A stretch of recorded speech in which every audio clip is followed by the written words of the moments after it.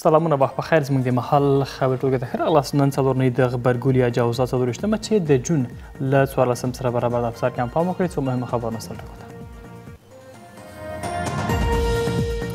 د جون 14مه د وینې د ورکړې نړیواله ورځ د افغانستان د وینې ملي بانک پازوال د وینې د ورکړې په موخه د یوه سراسري کمپاین له پلار اچولو خبر ورکوي.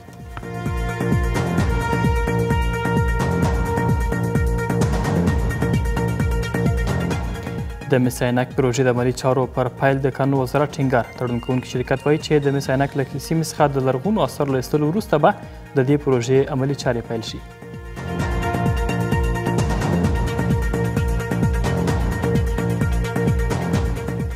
په برېښنایي بڼه د معلولینو او شهیدانو د کورنیو د غړو د ثبت لړۍ پیل. د شهیدانو معلولینو وزارت وایي چې د دمګړۍ 3500 تنه هغه کسان چې مستحق نه وو له سیستم څخه بهر کړي دي.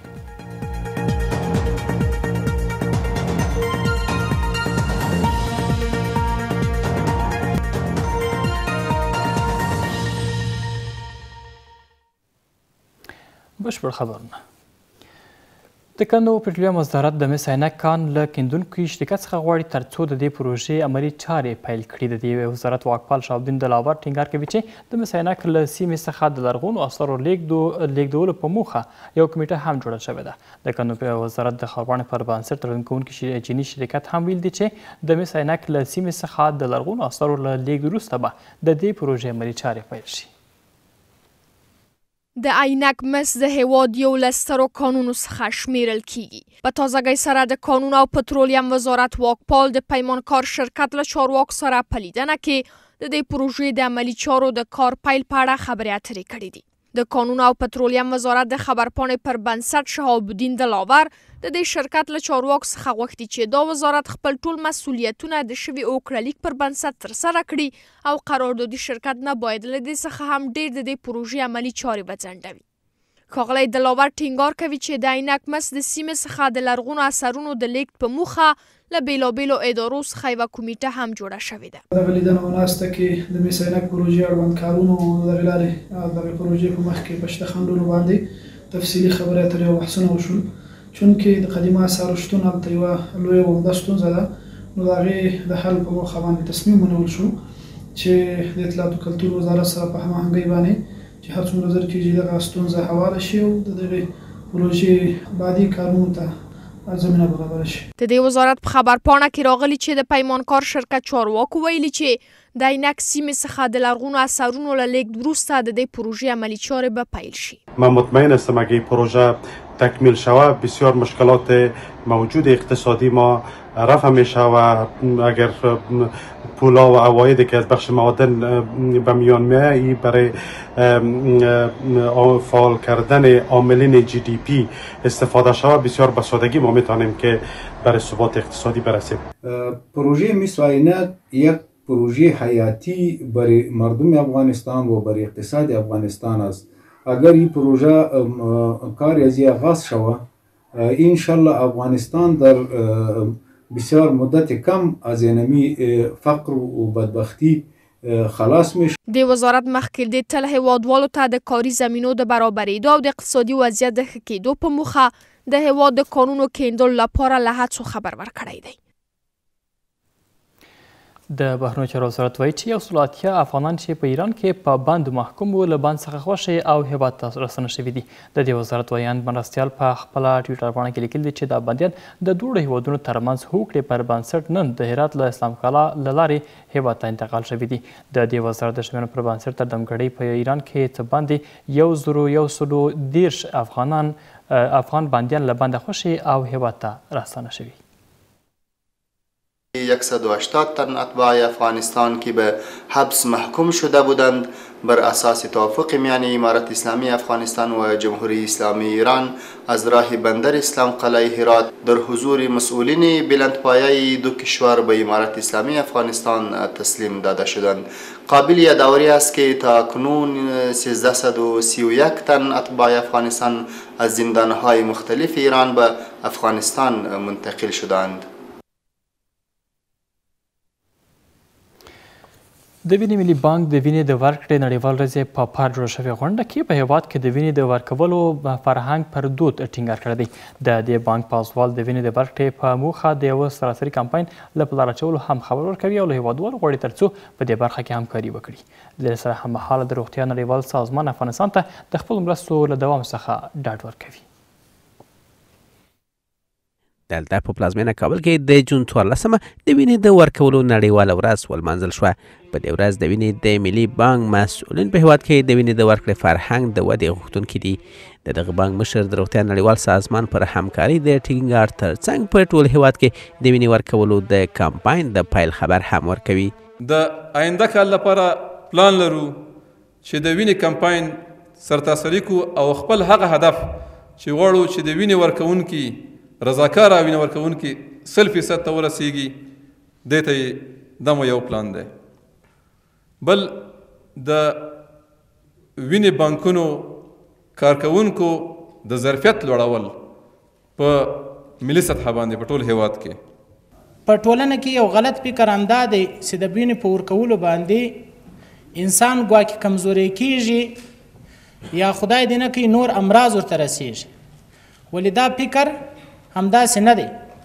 د وینې په ورکړه کې په صدقه کې الله تعالی د همدې وینې له برکته څخه انسان له نورو مضرو امراضو څخه ساتي. په ورته وخت کې په افغانستان کې د روغتیا د نړیوال سازمان استازی د دغه هېواد له روغتیایي برخې سره د مرستو د دوام خبر ورکوي. تمام مسائل مصرفی یا مواد مصرفی بانک خون مرکزی را با 10 شعبهش ما دوامدار برشان در ظرف 6 ماه اکمال میکنیم. دیگه برای تمام افغانستان ما 67 بانک خون هدف قرار دادیم که با از اونا کمک میکنیم و از اونا سال یک دفعه اونا را میخوایم برای از اونا ترنینگ برشان میدیم. د بل خو یو شمېر هېوادوالو د دغې ورځې په مناسبت وینه ورکړه او له نورو هېوادوالو یې وغوښتل چې هغه ناروغانو ته چې وینې ته اړتیا لري وینه ورکړي. ما این خون خود به این خاطر دادیم که جان یک هموطن ما نجات بیافته.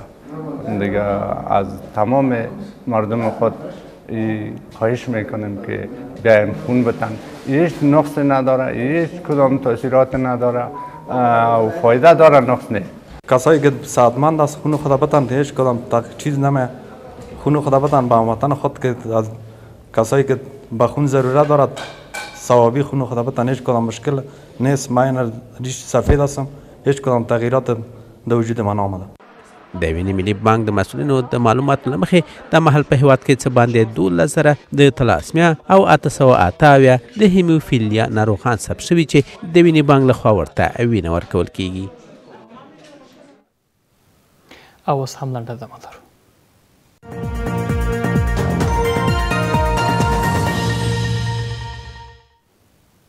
د خبرونو دوام ته ښه راغلاست. د شهیدانو مالونو وزارت د برېښنایي سیسټم پر بنسټ د شهیدانو د کورنیو د غړو او مالونو له ثبت او پیژندنې خبر ورکوي. د دې وزارت چارواکي وایي چې تر دمګړۍ په 15 ولایتونو کې 3500 تنه هغه کسان پیژندل شوي او له لیست څخه بهر شوي دي چې مستحق نه وو. دوی ټینګار کوي چې په روان لمریز کال کې د وزارت لپاره 12 میلیارډ افغانۍ بودیجه هم په پام کې نیول شوې ده. د شهیدانو او معلولینو وزارت په دې خبري ناسته کې په هېواد کې د الکترونیکي سیستم پر بنسټ شهیدانو د کورنیو او معلولینو د ثبت کېدو د بهیر له بیا پیل خبر ورکوي. د چارواکو په وینا له دې بهیر سره د لا ډېر روڼتیا د ټینګښت په هڅه دي. د بایومټریک لپاره سیستم فعال کړی، هغه کاغذي تذکره نه مني، هغه به خامخا برقي تذکره وي. او 11 من غواړو د آینده کال لپاره ان شاء الله العزیز که ژوند باقي وو، یعنې 1403 چې موږ ټولو هغه څوک چې مستحقین ګڼل شوي دي، که یتیمان دي، که معلولین دي، که کونډې دي، چې موږ هغوی ته پیسې د سیستم له لارې ورکړو. د دې وزارت چارواکي وایي د دې وزارت د څارنې ټیمونو په تېرو 4 میاشتو کې یوازې په 15 ولایتونو کې 3500 تنه چې مستحق نه وو پیژندل شوي او د حق ورکونې له سیستم څخه حذف شوي دي. تقریبا د 15 ولایتونو گزارشات معلومات موږ سره شریک شوي دي چې په دې کې په تېر سب کې تقریبا 3,500 هغسې کسان چې موږ د امارت د وزارت د طرحې ته برابر نه وو ثبت شوي وو او هغه له دې ثبت نه ووتل. د شهیدانو او معلولینو وزارت چارواکي همداشان ټینګار کوي چې په روان لمریز کال کې 12 میلیارډ افغانۍ د دې وزارت لپاره بودیجه ځانګړې شوې او دوی په دې هڅه دي ترڅو د شهیدانو او معلولینو د کورنیو تنخوا ورکړه د ستر اختر څخه مخکې پیل شي. روان مالی 1402 کال کې د شهیدانو معلولینو وزارت د وړاندې شوی نیازمندیو پر اساس د محترم مشرتابه امیر المؤمنین حفظه الله خوا څخه 12 میلیارډ تخصیص یا بودیجه د شهیدانو معلولینو وزارت رسما اعلان شوی. فی الحال وزارت د شهیدانو معلولینو وزارت د مسؤلیت له مخې څخه متوجه دی چې مرکز او ولایاتو ته تقسیمات وکړي. د دې وزارت د شمیرنو پر بنسټ دمګړی 190,000 معلوله 80,000 کونډې او 350,000 یتیمان هم په دې وزارت کې ثبت شوي دي. او د کابل پوهنتون د وترنري پوهنځي د استادان هم همداشان د کانګو ناروغۍ پر وړاندې د خلکو د پوهاوي د کچې په لوړېدو ټینګار کوي. دوی همداشان وایي چې د انساني او حیواني سکتور ترمنځ همغږي کولی شي د دې ناروغۍ پر وړاندې مبارزه او مخنیوي کې ګټور تمام شي. د عامه روغتیا وزارت د شمیرنو پر بنسټ په تیرو 3 میاشتو کې د 106 په ګانګو اخته ناروغانو له منځه 7 تنو په هیواد کې خپل ژوند د لاسه ورکړی دی. د لوی اختر د رسېدو په درشل کې په کانګو او یا زونو ناروغانو په شمیر کې د ډیروالي په اړه اندېښنې ډېرې شوې دي. دلته د کابل په پوهنتون کې د وترنري علومو پوهنځي د زونو ناروغیو په ځانګړې توګه د کانګو تبې سره د مبارزې د خطرونو او لارو چارو په اړه عامه پوهاوی په لاره اچولی دی. د څارویو سره د اړیکو په وخت کې د خلکو د پوهاوي لوړول د انسان او حیواني روغتیا سکتورونو ترمنځ همغږي هغه څه دي چې پرې ټینګار کیږي. اکاډمیک ادارې او اکاډمیک مجالس انسټیټیوټونه پوهنتونونه د دوی هدف یوازې دا نه ده چې په تدریسي برخه کې محصلین وروزي، یوازې دا نه ده چې محصلینو ته تدریس وړاندې کړي، بلکې دوی د ټولنې په ستونزو باندې باید خبرې وکړي، د ټولنې اړتیاوو ته په کتو سره علمي کنفرانسونه دایر کړي او همدارنګه په دې برخه کې چې د دوی کوم مسئولیت دی هغه ادا شي. هدف کلی این ورکشاپ علمی است که ما بتانیم از طریق مسئولین محترم ادارات مختلف پیام کلی روش‌های انتقال بیماری‌های زونوز و روش‌های جلوگیری بیماری‌ها را به جامعه برسانیم. له بل خوا د عامه روغتیا وزارت شمیرې ښیي چې په تېرې 3 میاشتو کې د کانګو په ناروغۍ د اخته کسانو 106 ناروغانو له ډلې څخه 7 تنه مړه شوي او په مړه شویو کې یو ډاکټر هم شامل دی. سږکال تر دې مهاله چې 3 میاشتې تېرې شوي دي 106 واقعات د کانګو ناروغۍ ثبت شوي دي چې د جملې څخه 9 نفره فوتي دي او بدبختانه درته وایي چې د هغې جملې څخه د عامه روغتیا وزارت تکړه ډاکټر د بلخ ولایت فکر کوم یا د جوزجان ولایتو چې په حق ورسېدو. په ورته وخت کې د کرنې او مالدارۍ وزارت وایي د څارویو د پیرلو او د ذبحې پر مهال د روغتیایي لارښوونو او مراعاتولو په اړه د خلکو پوهاوي کچه باید لوړه شي. د قربانۍ اختر روان دی، د دې لپاره موږ خپل انتظامات کړي دي. کوشش هم دا دی خپل مسله هغه متخصصین چې د زراعت ولا په دې کې مسؤلیت ورته راځي دی، الحمدلله دوی ته هم سپارښتنې هم کړي دي، توصیه هم کړي دي، امر هم ورته دا کړی دی چې مسله کوشش وکوئ چې په انتقال کې د حیواناتو کې او دارنګه مسله د امراضو د مخنیوي لپاره چې څومره مسله زموږ امکانات وي په لار باندې واچوئ. په دې غونډه کې د یو شمېر ښوونځیو مدیرانو، د ناحیو استازو، د بزګرانو اتحادیې او یو شمېر قصابانو هم ګډون کړی و. زموږ د دې محل خبرو هم دومره له پام سمانه سبا د هوا حالت به هم درته وړاندې شي. ښه شپه.